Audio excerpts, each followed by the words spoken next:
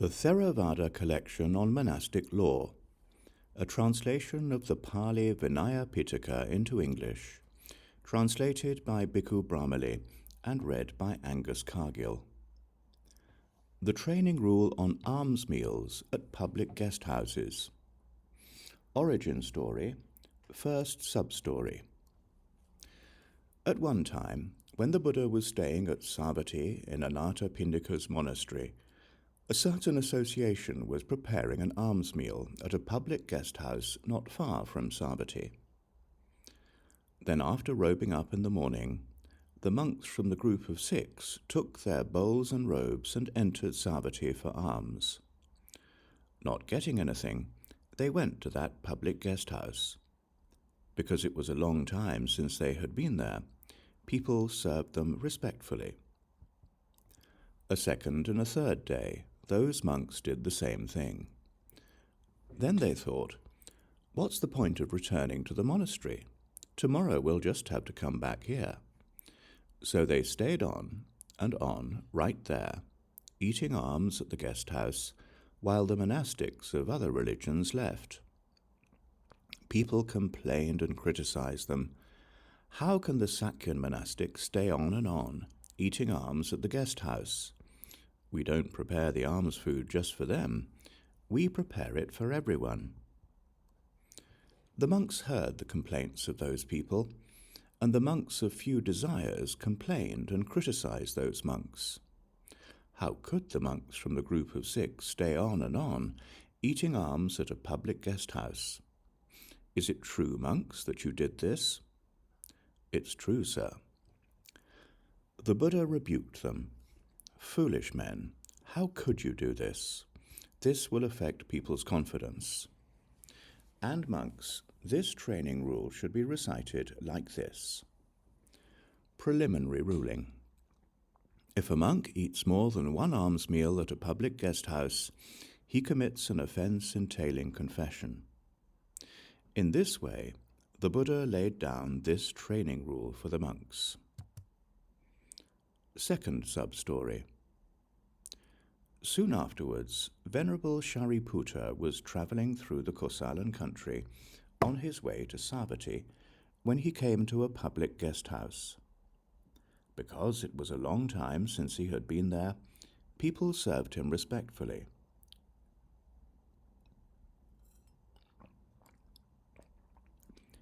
After he had eaten, Sariputta became severely ill, and he was unable to leave that guest house. On the second day, too, those people said to him, "Please eat, Venerable."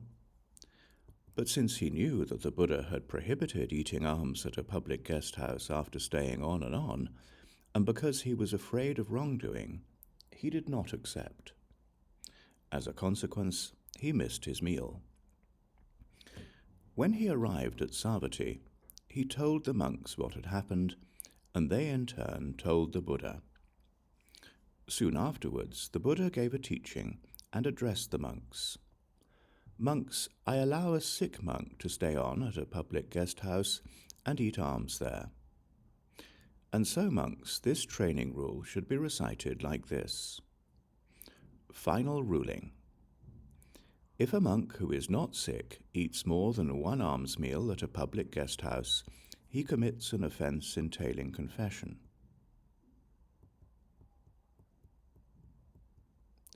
The training rule on eating in a group. Origin story, first sub-story. At one time, the Buddha was staying at Rajgaya in the bamboo grove, the squirrel sanctuary. At that time, because of his loss of material support and honor, Devadatta and his followers had to ask families repeatedly to get invited to meals. People complained and criticized him. How can the Sakyan monastics repeatedly ask families to get invited to meals? Who doesn't like nice food? Who doesn't prefer tasty food?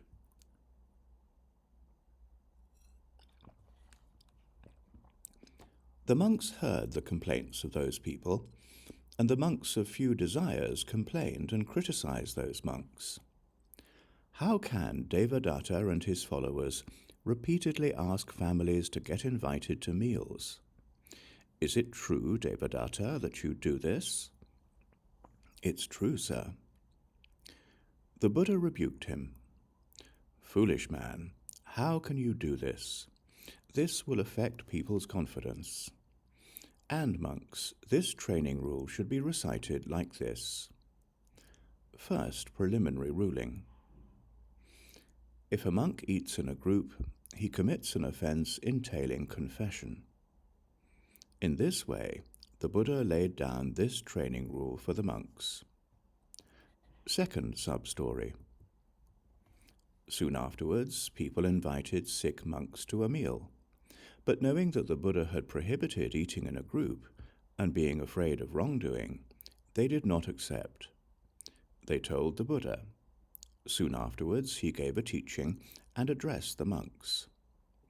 Monks, I allow a sick monk to eat in a group. And so, monks, this training rule should be recited like this. Second preliminary ruling. If a monk eats in a group, except on an appropriate occasion, he commits an offense entailing confession. This is the appropriate occasion. He is sick. In this way, the Buddha laid down this training rule for the monks.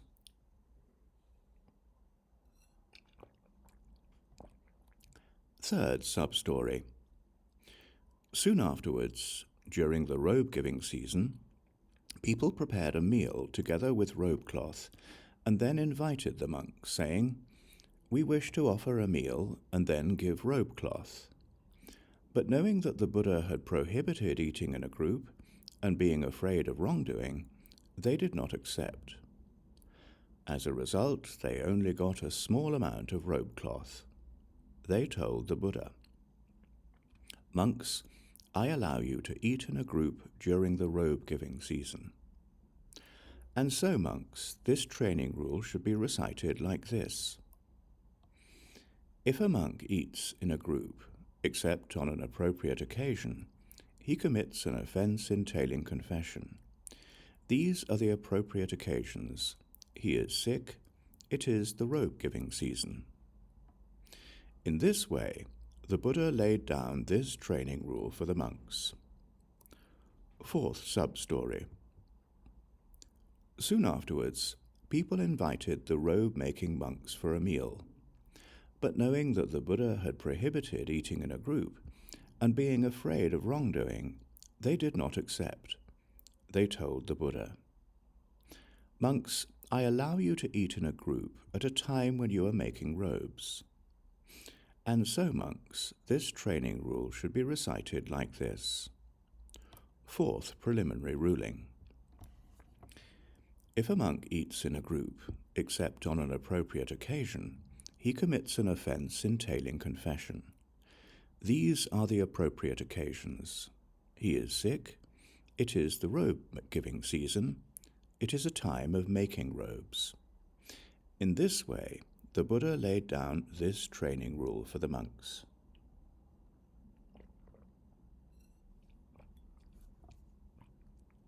Fifth sub-story. Soon afterwards, some monks went travelling with a group of people.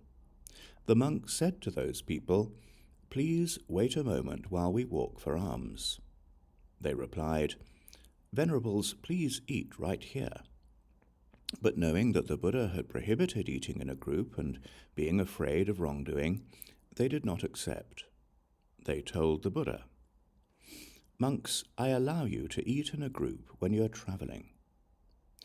And so, monks, this training rule should be recited like this. Fifth preliminary ruling. If a monk eats in a group, except on an appropriate occasion, he commits an offense entailing confession. These are the appropriate occasions. He is sick. It is the robe-giving season. It is a time of making robes. He is travelling. In this way, the Buddha laid down this training rule for the monks. Sixth sub-story. Soon afterwards, some monks were travelling by boat with a group of people. The monk said to those people, please go to the shore for a moment while we walk for alms." They replied, "Venerables, please eat right here." But knowing that the Buddha had prohibited eating in a group, and being afraid of wrongdoing, they did not accept. They told the Buddha, "Monks, I allow you to eat in a group when on board a boat." And so, monks, this training rule should be recited like this. 6. Preliminary ruling. If a monk eats in a group except on an appropriate occasion, he commits an offense entailing confession. These are the appropriate occasions. He is sick. It is the robe-giving season. It is a time of making robes. He is traveling. He is on a boat. In this way, the Buddha laid down this training rule for the monks. 7th sub-story. Soon afterwards, monks who had completed the rainy season residence in various regions were coming to Rajgaya to visit the Buddha. People saw those monks who had come from various countries and invited them for a meal. But knowing that the Buddha had prohibited eating in a group, and being afraid of wrongdoing, they did not accept. They told the Buddha, "Monks, I allow you to eat in a group on big occasions." And so, monks, this training rule should be recited like this. 7th preliminary ruling. If a monk eats in a group, except on an appropriate occasion, he commits an offense entailing confession. These are the appropriate occasions. He is sick. It is the robe-giving season. It is a time of making robes. He is traveling. He is on a boat. It is a big occasion. In this way, the Buddha laid down this training rule for the monks.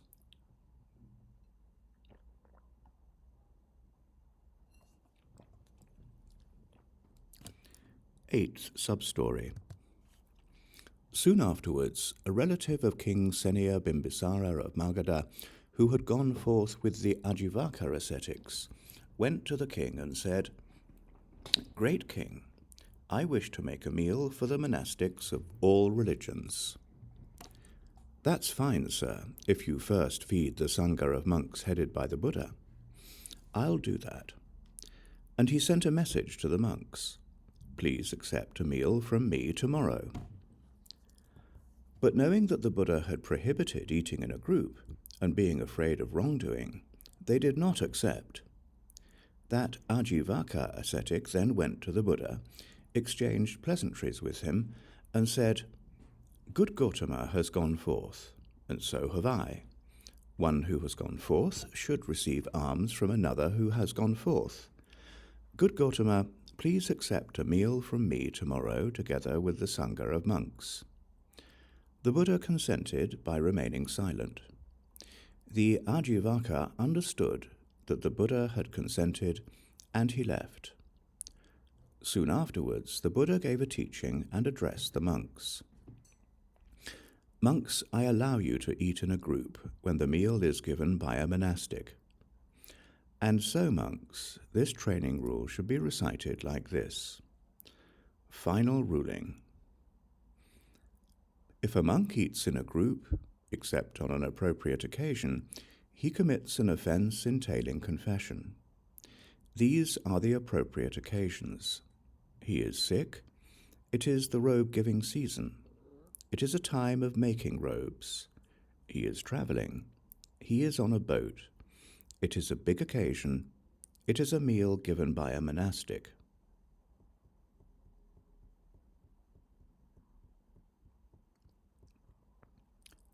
The training rule on eating a meal before another. Origin story, first sub-story. At one time, the Buddha was staying in the hall with the peaked roof in the great wood near Vesali. At that time, a succession of fine meals had been arranged in Vesali.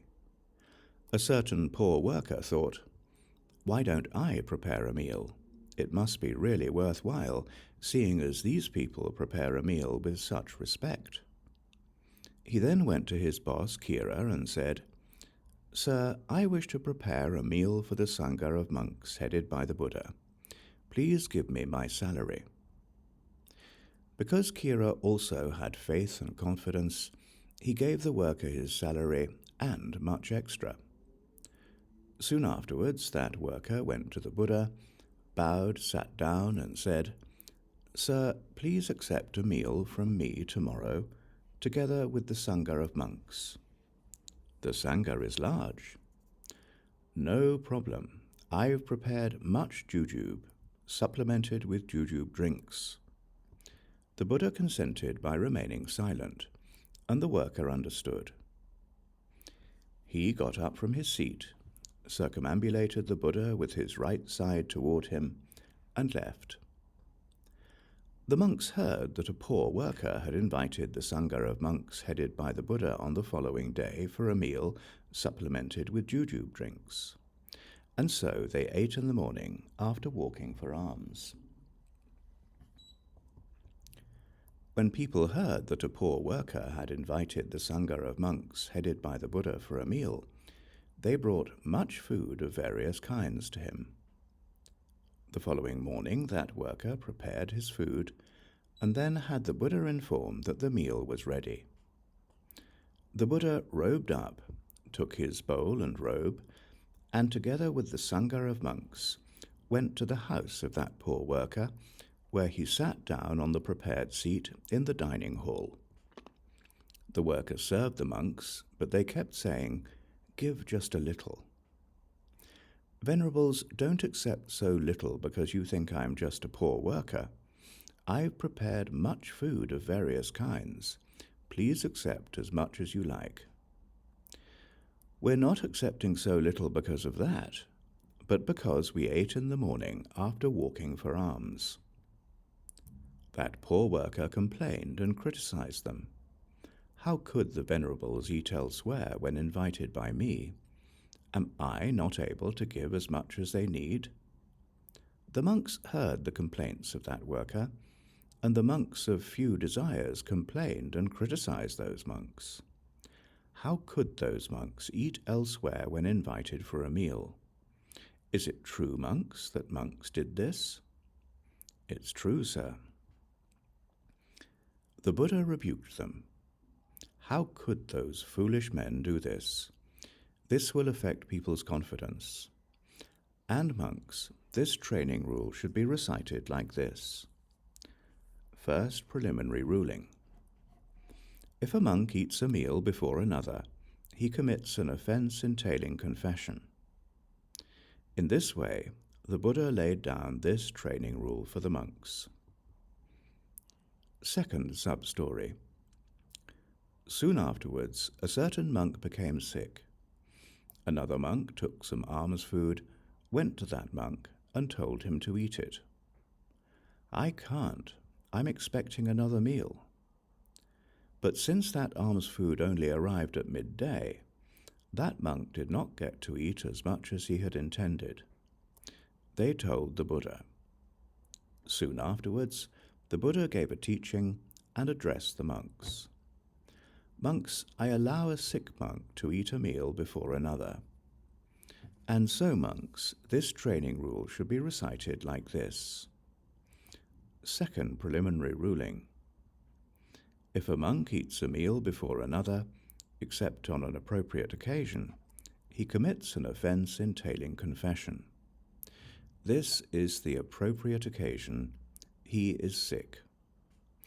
In this way, the Buddha laid down this training rule for the monks. Third sub-story. Soon afterwards, during the robe-giving season, people prepared a meal together with robe cloth and then invited the monks, saying, "We wish to offer a meal and give robe cloth." But knowing that the Buddha had prohibited eating a meal before another, and being afraid of wrongdoing, they did not accept. As a result, they only got a small amount of robe cloth. They told the Buddha, "Monks, I allow you to eat a meal before another during the robe-giving season. And so, monks, this training rule should be recited like this. Third preliminary ruling. If a monk eats a meal before another, except on an appropriate occasion, he commits an offense entailing confession.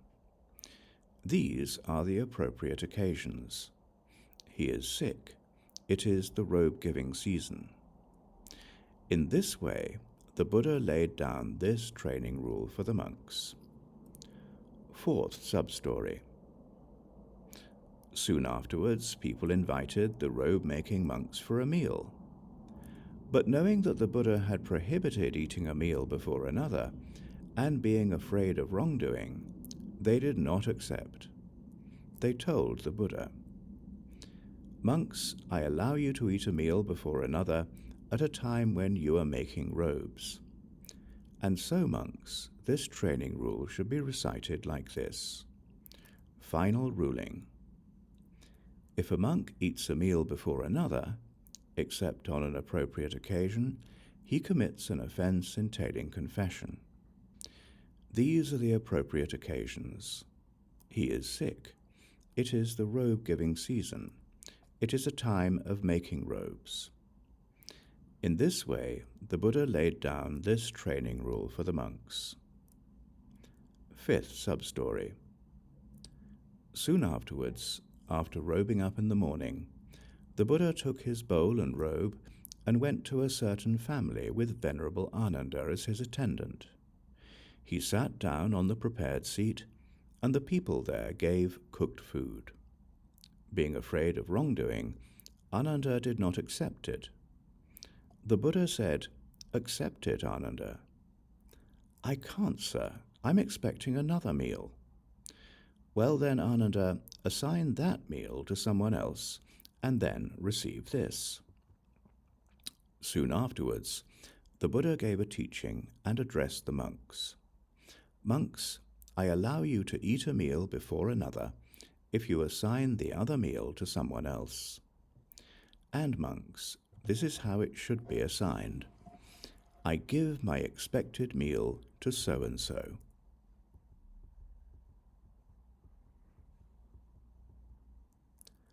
The training rule on Kanamata. Origin story. At one time, the Buddha was staying at Savatthi in the Jeta Grove, Anathapindika's monastery. At that time, there was a female lay follower, Kanamata, who had faith and confidence.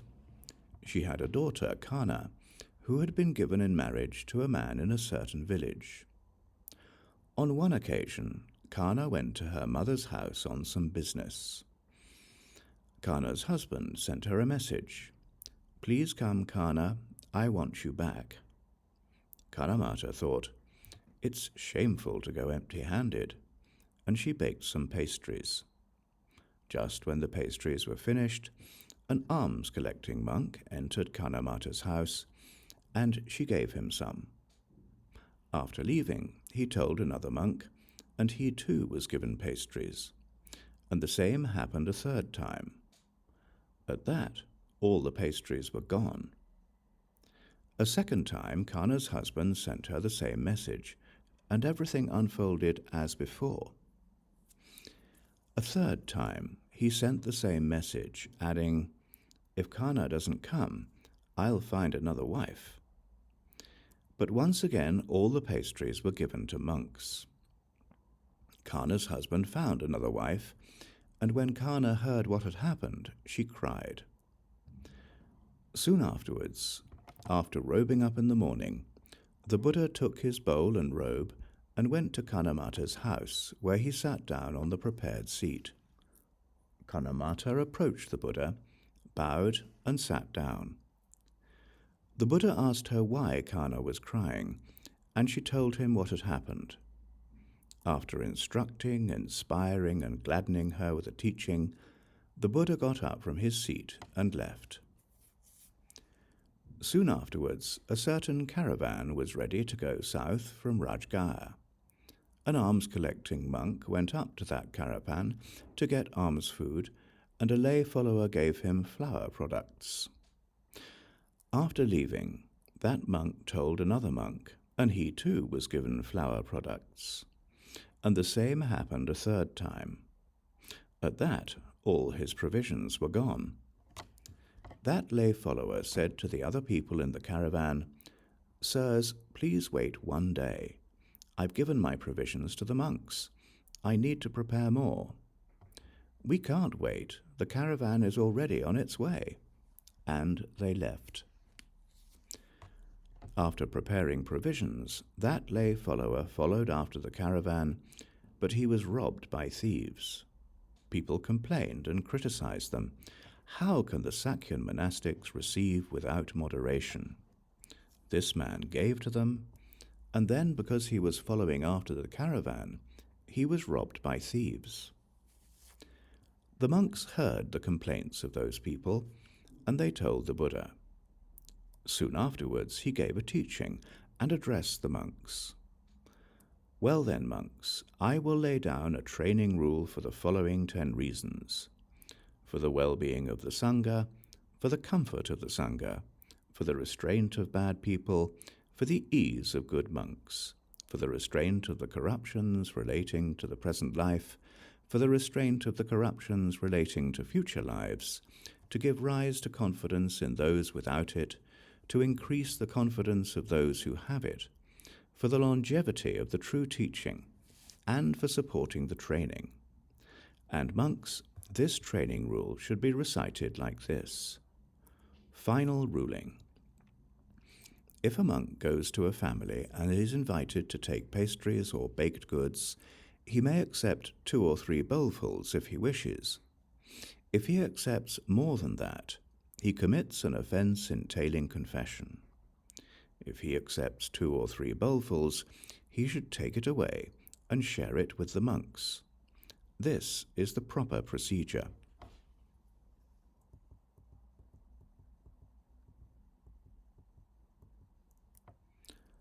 The training rule on invitations. Origin story. First sub-story. At one time, when the Buddha was staying at Savatthi in Anathapindika's monastery, a certain Brahmin had invited the monks for a meal. When the monks had finished and refused an invitation to eat more, they went to their respective families, where some ate and some took away alms food. Soon afterwards, that Brahmin said to his neighbors, "The monks have been satisfied by me. Come, and I'll satisfy you too." "How could you satisfy us?" "Those monks who were invited by you came to our houses. Some of them ate there, and some took away alms food." That Brahmin complained and criticized those monks. "How could the venerables eat in our house and afterwards eat elsewhere? Am I not able to give them as much as they need?" The monks heard the complaints of that Brahmin, and the monks of few desires complained and criticized those monks. How could those monks finish their meal and refuse an invitation to eat more and then eat elsewhere? Is it true, monks, that monks did this? "It's true, sir." The Buddha rebuked them. "How could those foolish men do this? This will affect people's confidence." And monks, this training rule should be recited like this. Preliminary ruling. If a monk has finished his meal and refused an invitation to eat more, and then eats fresh or cooked food, he commits an offense entailing confession. In this way, the Buddha laid down this training rule for the monks. Second sub-story. Soon afterwards, the monks were bringing back fine alms food for the sick monks. But because the sick monks were unable to eat as much as they had intended, the monks threw the leftovers away. When the Buddha heard the loud sound of crows cawing, he asked Venerable Ananda, "Ananda, why is there this loud sound of crows cawing?" Ananda told him what had happened, and the Buddha said, "But Ananda, don't the monks eat the leftovers from those who are sick?" "No, sir." Soon afterwards, the Buddha gave a teaching and addressed the monks. Monks, I allow you to eat the leftovers both from those who are sick and from those who are not sick. And monks, this is how you make food left over. I've had enough. And so, monks, this training rule should be recited like this. Final ruling. If a monk has finished his meal and refused an invitation to eat more, and then eats fresh or cooked food that is not left over, he commits an offence entailing confession.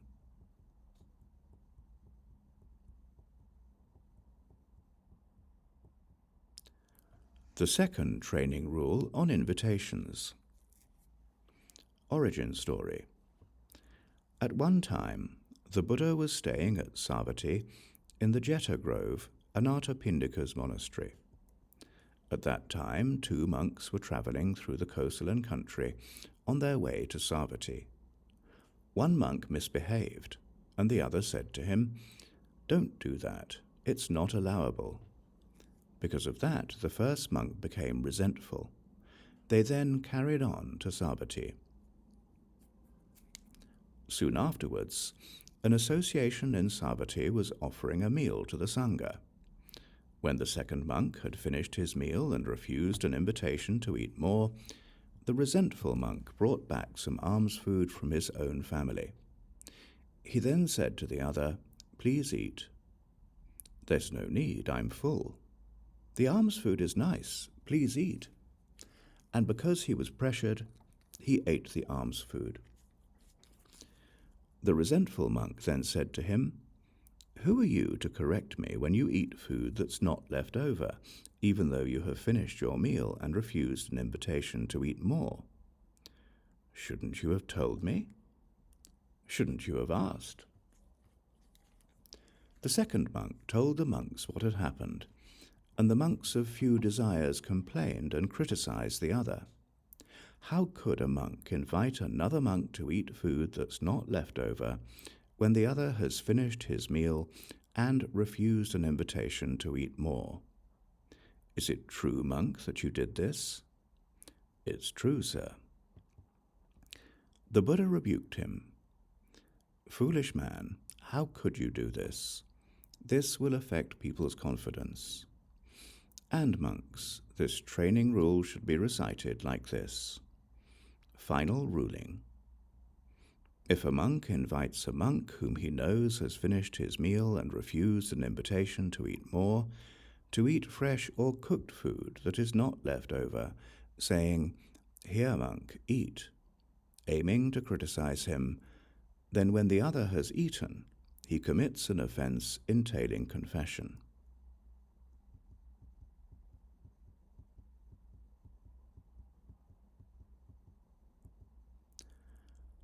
The training rule on eating at the wrong time. Origin story. At one time, the Buddha was staying at Rajgaya in the bamboo grove, the squirrel sanctuary. At that time, in Rajgaya, there was a hilltop fair, which the monks from the group of 17 went to see. When people saw the monks, they bathed them, anointed them, fed them cooked food, and gave them fresh food. They took that food and brought it back to the monastery. And they said to the monks from the group of 6, "Help yourselves." "But where did you get this food?" And they told them what had happened. "So, do you eat at the wrong time?" "Yes." The monks from the group of 6 complained and criticized them. How can those monks from the group of 17 eat at the wrong time? They told the monks, and the monks of few desires complained and criticized them. How can the monks from the group of 17 eat at the wrong time? "Is it true, monks, that you do this?" "It's true, sir." The Buddha rebuked them. "Foolish men, how can you do this? This will affect people's confidence." And monks, this training rule should be recited like this. Final ruling. If a monk eats fresh or cooked food at the wrong time, he commits an offense entailing confession.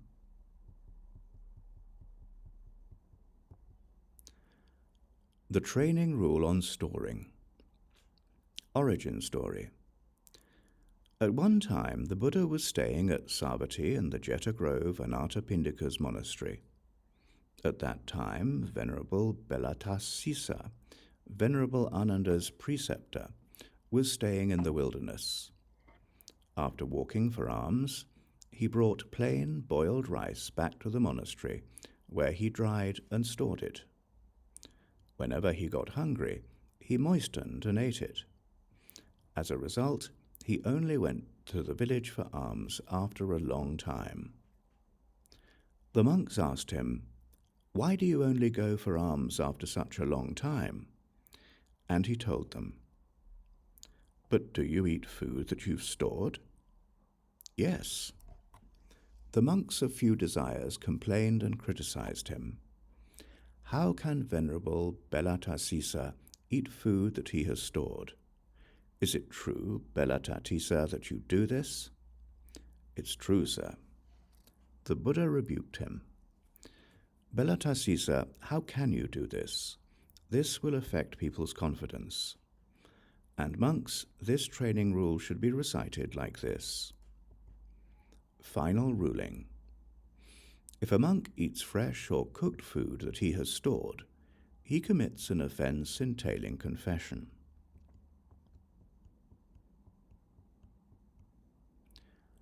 The training rule on fine foods.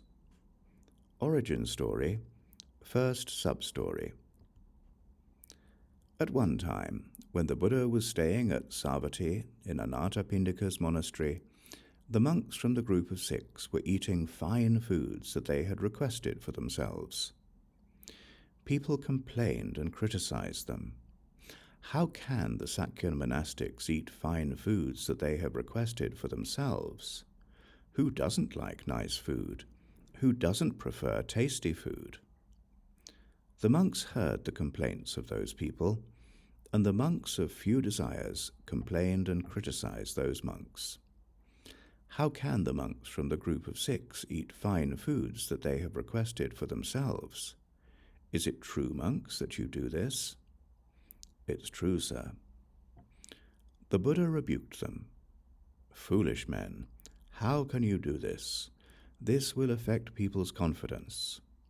And monks, this training rule should be recited like this. Preliminary ruling. If a monk asks for any of these kinds of fine foods for himself, that is, ghee, butter, oil, honey, syrup, fish, meat, milk, and curd, and then eats it, he commits an offense entailing confession. In this way, the Buddha laid down this training rule for the monks. Second sub-story. At one time, a number of monks were sick. The monks who were looking after them asked, "I hope you're bearing up. I hope you're getting better. Previously, we ate fine foods that we had requested ourselves, and then we were comfortable. But now that the Buddha has prohibited this, we don't request because we're afraid of wrongdoing. And because of that, we're not comfortable." They told the Buddha. Soon afterwards, he gave a teaching and addressed the monks.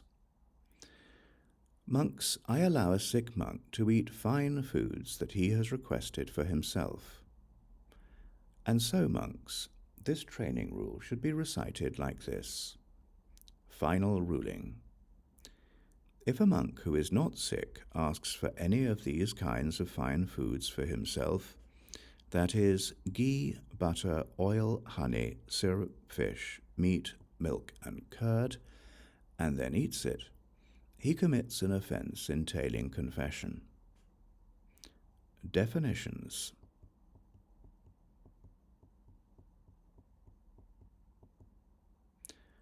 The training rule on tooth cleaners. Origin story. First sub-story. At one time, the Buddha was staying in the hall with the peaked roof in the great wood near Vesali. At that time, a monk who only used discarded things was staying in a charnel ground. He disliked receiving things from people. Instead, he would take whatever was offered to the dead at the charnel ground, at the foot of trees, or at the threshold, and he would use that. People complained and criticized him. How can this monk take the offerings to our ancestors and use them? This monk is big and strong. One might even suspect him of eating human flesh. The monks heard the complaints of those people, and the monks of few desires complained and criticized him. How can this monk eat food that hasn't been given? Is it true, monk, that you do this? It's true, sir. The Buddha rebuked him. Foolish man, how can you do this? This will affect people's confidence. And monks, this training rule should be recited like this. Preliminary ruling. If a monk eats food that has not been given, he commits an offense entailing confession. In this way, the Buddha laid down this training rule for the monks. Second sub-story. Soon afterwards, the monks did not use water or tooth cleaners because they were afraid of wrongdoing. They told the Buddha. Soon afterwards, he gave a teaching and addressed the monks. Monks, I allow you to use water and tooth cleaners after taking them yourselves. And so, monks, this training rule should be recited like this. Final ruling. If a monk eats food that has not been given, except for water and tooth cleaners, he commits an offense entailing confession.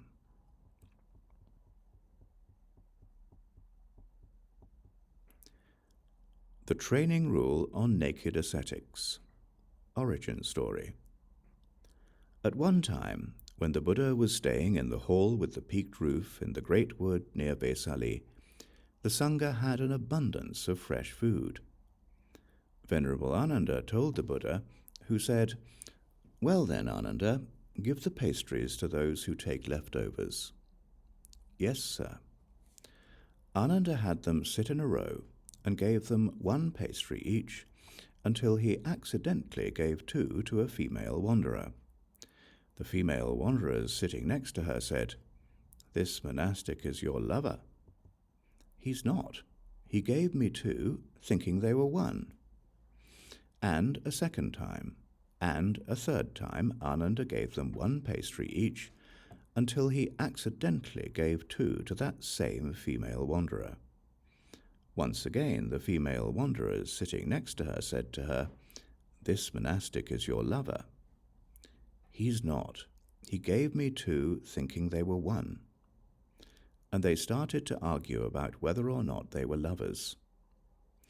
A certain Ajivaka ascetic, too, went to that distribution of food.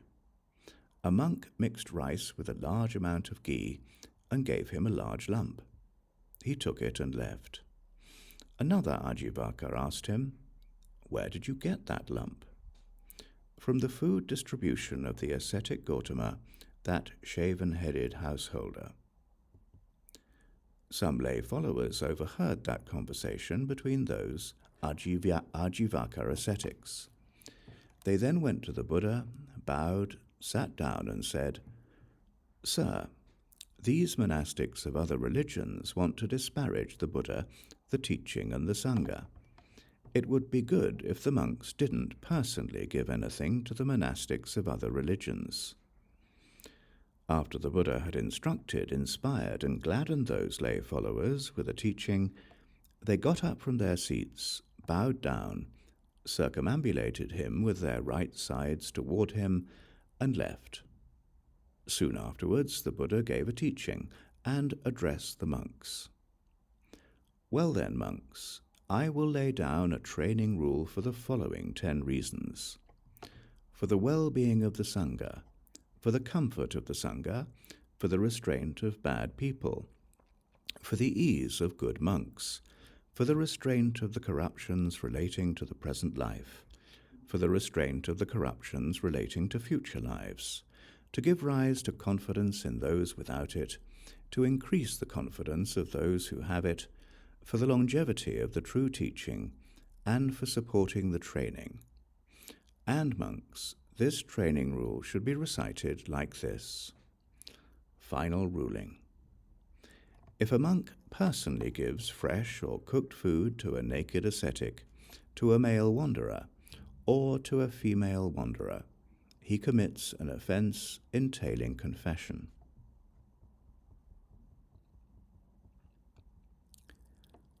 The training rule on sending away. Origin story. On one occasion, when the Buddha was staying at Savatthi and Anathapindika's monastery, Venerable Upananda the Sakyan said to his brother's student, "Come, let's go to the village for alms."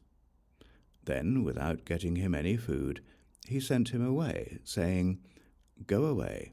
I'm not comfortable talking or sitting with you, but only if I talk and sit by myself." But since the right time for eating was coming to an end, the student was unable to walk for alms.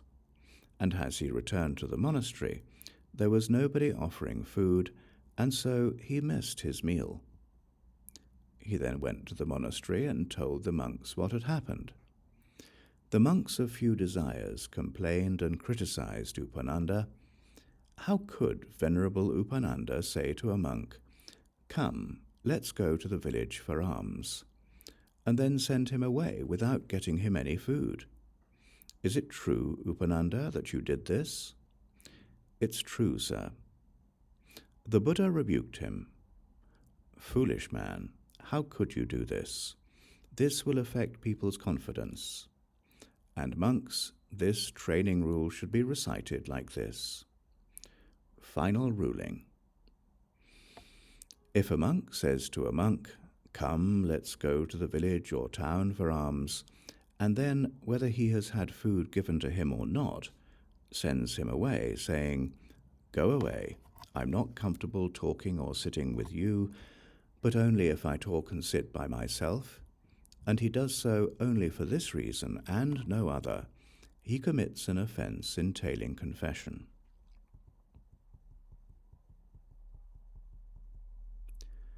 The training rule on lustful. Origin story. On one occasion, when the Buddha was staying at Savatthi in Anathapindika's monastery, Venerable Upananda the Sakyan went to the house of a friend and sat down with his wife in their bedroom. The husband approached Upananda, bowed and sat down. He then said to his wife, "Please give him alms," and she did so. Soon afterwards he said, "Please leave, sir, the alms have been given." But the woman, knowing that her husband was lustful, said, "Please sit, sir, don't go." A second time and a third time he repeated his request, and both times his wife repeated hers. He then left the house and complained to the monks. Venerable Upananda is seated with my wife in our bedroom. When I ask him to leave because we're busy, he doesn't want to go. The monks of few desires complained and criticized Upananda. How could Venerable Upananda sit down, intruding on a lustful couple? Is it true, Upananda, that you did this? It's true, sir. The Buddha rebuked him. Foolish man, how could you do this? This will affect people's confidence. And monks, this training rule should be recited like this. Final ruling. If a monk sits down intruding on a lustful couple, he commits an offence entailing confession.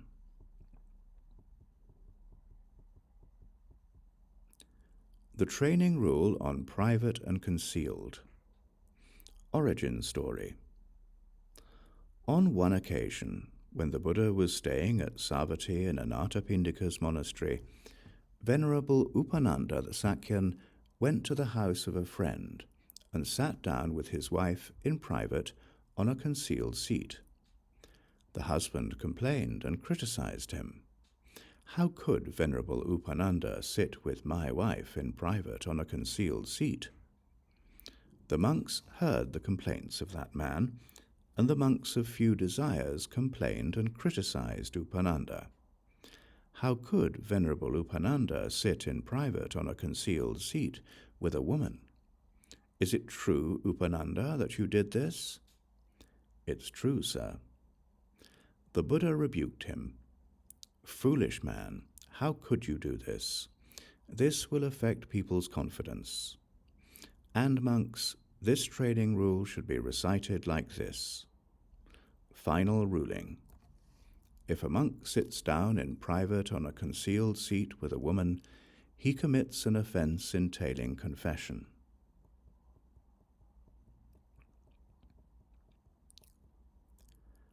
The training rule on sitting down in private. Origin story. On one occasion, when the Buddha was staying at Savatthi in Anathapindika's monastery, Venerable Upananda the Sakyan went to the house of a friend and sat down in private alone with his wife. The husband complained and criticized him. How could Venerable Upananda sit down in private alone with my wife? The monks heard the complaints of that man, and the monks of few desires complained and criticized Upananda. How could Venerable Upananda sit down in private alone with a woman? Is it true, Upananda, that you did this? It's true, sir. The Buddha rebuked him. Foolish man, how could you do this? This will affect people's confidence. And monks, this training rule should be recited like this. Final ruling. If a monk sits down in private alone with a woman, he commits an offense entailing confession.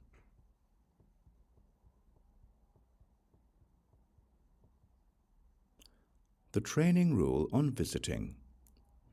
Origin story. First sub-story. At one time, the Buddha was staying at Rajgaya in the bamboo grove, the squirrel sanctuary. At that time, a family that was supporting Venerable Upananda the Sakyan had invited him to a meal, and they had invited other monks too. But since Upananda was visiting other families before that meal, the other monks said to that family, "Please give the meal." "Please wait, sirs, until Venerable Upananda arrives." A second time, a third time, those monks said, "Please give the meal before it is too late." "But we prepared the meal because of Venerable Upananda. Please wait until he arrives."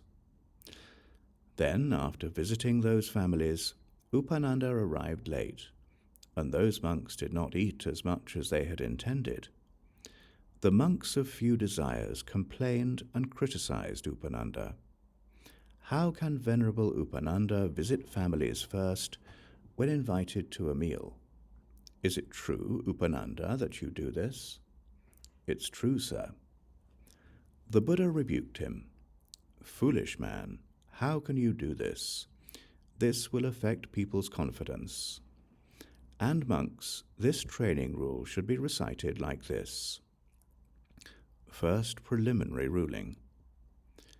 If a monk who has been invited to a meal visits families beforehand, he commits an offense entailing confession.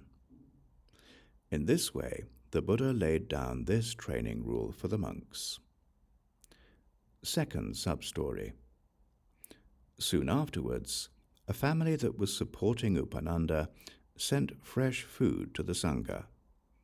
They instructed that the food should be shown to Upananda and then given to the Sangha. But on that occasion, Upananda had gone to the village for alms. When those people arrived at the monastery, they asked for Upananda, and they were told where he was. They said, "Venerables, after showing it to Venerable Upananda, this fresh food is to be given to the Sangha." The monks told the Buddha, who then gave a teaching and addressed the monks. "Well then, monks, receive it and put it aside until Upananda returns." When he heard that the Buddha had prohibited visiting families before the meal, Upananda visited them after the meal instead. As a consequence, he returned late to the monastery, and the food had to be returned to the donors. The monks of few desires complained and criticized Upananda. How can Venerable Upananda visit families after the meal? Is it true, Upananda, that you do this? It's true, sir. The Buddha rebuked him. Foolish man, how can you do this? This will affect people's confidence. And so, monks, this training rule should be recited like this. Second preliminary ruling. If a monk who has been invited to a meal visits families beforehand or afterwards, he commits an offense entailing confession. In this way, the Buddha laid down this training rule for the monks. Third sub-story. Soon afterwards, it was the robe-giving season. But being afraid of wrongdoing, the monks did not visit families. As a result, they only got a small amount of robe cloth. They told the Buddha, "Monks, I allow you to visit families during the robe-giving season." And so, monks, this training rule should be recited like this. Third preliminary ruling. If a monk who has been invited to a meal visits families beforehand or afterwards, except on an appropriate occasion, he commits an offense entailing confession. This is the appropriate occasion. It is the robe-giving season. In this way, the Buddha laid down this training rule for the monks. Fourth sub-story. Soon afterwards, the monks were making robes, and they needed a needle, thread, and scissors. But being afraid of wrongdoing, they did not visit families. They told the Buddha, "Monks, I allow you to visit families at a time of making robes." And so, monks, this training rule should be recited like this. Fourth preliminary ruling. If a monk who has been invited to a meal visits families beforehand or afterwards, except on an appropriate occasion, he commits an offense entailing confession. These are the appropriate occasions. It is the robe-giving season. It is a time of making robes. In this way, the Buddha laid down this training rule for the monks. Fifth sub-story. Soon afterwards, there were sick monks who needed medicines.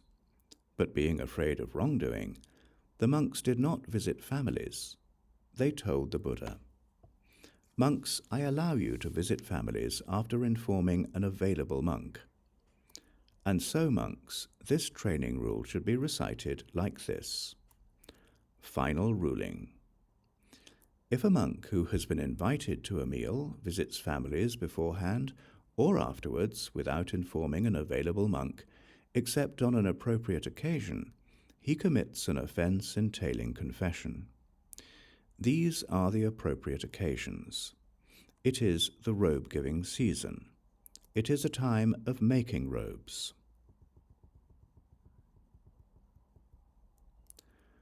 The training rule on Mahanama. Origin story. At one time, the Buddha was staying in the Sakyan country in the Banyan Tree Monastery at Kapilavatthu. At that time, Mahanama the Sakyan had an abundance of tonics. He went to the Buddha, bowed, sat down, and said, "Sir, I wish to invite the Sangha to ask for tonics for 4 months." "Good, good, Mahanama. Please do so." But the monks were afraid of wrongdoing and did not accept. They then told the Buddha what had happened. "Monks, I allow you to accept an invitation to ask for tonics for 4 months."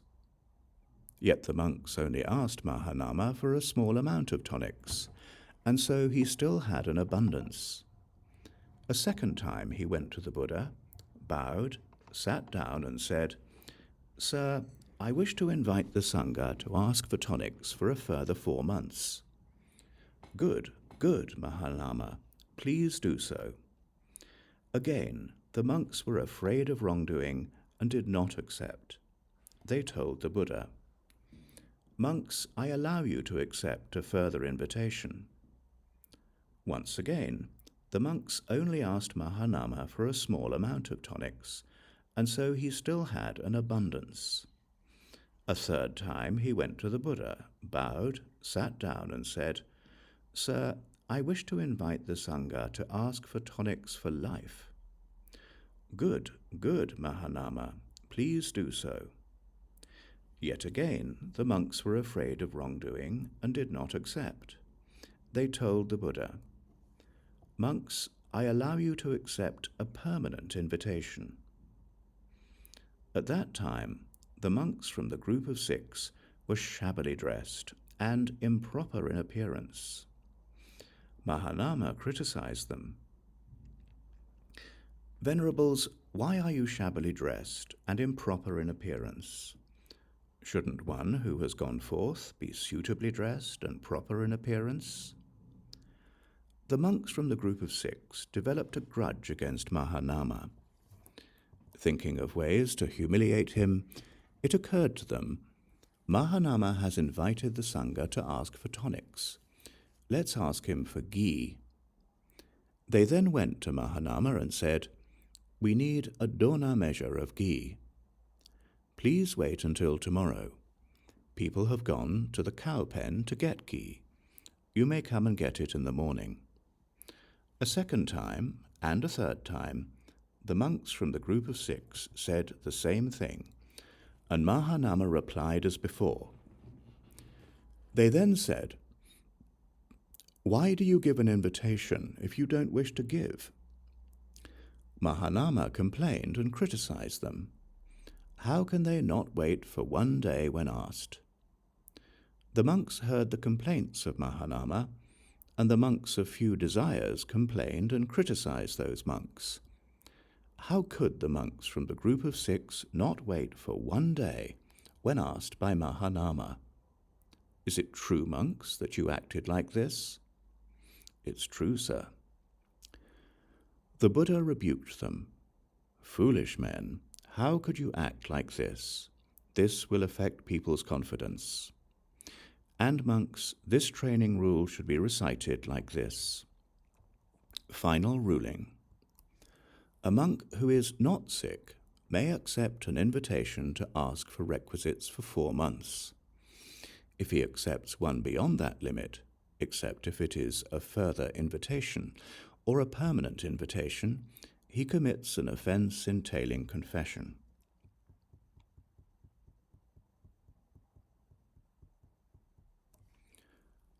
The Training Rule on Armies. Origin story, first sub-story. On one occasion, when the Buddha was staying at Savatthi in Anathapindika's monastery, King Pasenadi of Kosala was marching out with the army, and the monks from the group of 6 went to see it. When King Pasenadi saw the monks coming, he summoned them and said, Venerables, why have you come here? We wish to see the great king. What's the use of seeing me finding pleasure in battle? Shouldn't you see the Buddha? And people complained and criticized them. How can the Sakyan monastics go to see the army? It's our misfortune that we must go out with the army for the sake of our livelihoods and because of our wives and children. The monks heard the complaints of those people, and the monks of few desires complained and criticized those monks. How could the monks from the group of 6 go to see the army? Is it true, monks, that you did this? It's true, sir. The Buddha rebuked them. Foolish men, how could you do this? This will affect people's confidence. And monks, this training rule should be recited like this. Preliminary ruling. If a monk goes to see an army, he commits an offense entailing confession. In this way, the Buddha laid down this training rule for the monks. Second sub-story. Soon afterwards, A certain monk had a sick uncle in the army. The uncle sent a message to that monk. "I'm with the army, and I'm sick. Please come, Venerable. I want you to come." Knowing that the Buddha had laid down a rule against going to see an army, that monk thought, "I have a sick uncle in the army. What should I do now?" And he told the Buddha. Soon afterwards, the Buddha gave a teaching and addressed the monks. "Monks, I allow you to go to the army when there's a suitable reason." And so, monks, this training rule should be recited like this. Final ruling. If a monk goes to see an army, except if there is a suitable reason, he commits an offense entailing confession. The training rule on staying with armies. Origin story. On one occasion, when the Buddha was staying at Savatthi in Anathapindika's monastery, the monks from the group of 6 went to the army on some business, and they stayed there for more than 3 nights. People complained and criticized them. How can the Sakyan monastics stay with the army? It's our misfortune that we must stay with the army for the sake of our livelihoods and because of our wives and children. The monks heard the complaints of those people, and the monks of few desires complained and criticized those monks. How could the monks from the group of 6 stay with the army for more than 3 nights? Is it true, monks, that you did this? It's true, sir. The Buddha rebuked them. Foolish men, how could you do this? This will affect people's confidence. And monks, this training rule should be recited like this. Final ruling. If that monk has a reason for going to the army, he may stay with the army for 2 or 3 nights. If he stays longer than that, he commits an offense entailing confession. The training rule on battles. Origin story. On one occasion, when the Buddha was staying at Savatthi in Anathapindika's monastery, the monks from the group of 6 were staying with the army for 2 or 3 nights. They went to see battles, troop reviews, the massing of the army, and troop inspections. One of the monks who went to a battle was struck by an arrow. People teased him. "We hope you had a good battle, Venerable. How many targets did you hit?" And because they teased him, he felt humiliated. People complained and criticized those monks. How can the Sakyan monastics go to see a battle? It's our misfortune that we must go to battles for the sake of our livelihoods and because of our wives and children. The monks heard the complaints of those people, and the monks of few desires complained and criticized those monks. How could the monks from the group of 6 go to see a battle? Is it true, monks, that you did this? It's true, sir. The Buddha rebuked them. Foolish men, how could you do this? This will affect people's confidence. And monks, this training rule should be recited like this. Final ruling. If a monk who is staying with an army for 2 or 3 nights goes to a battle, a troop review, a massing of the army, or a troop inspection, he commits an offense entailing confession.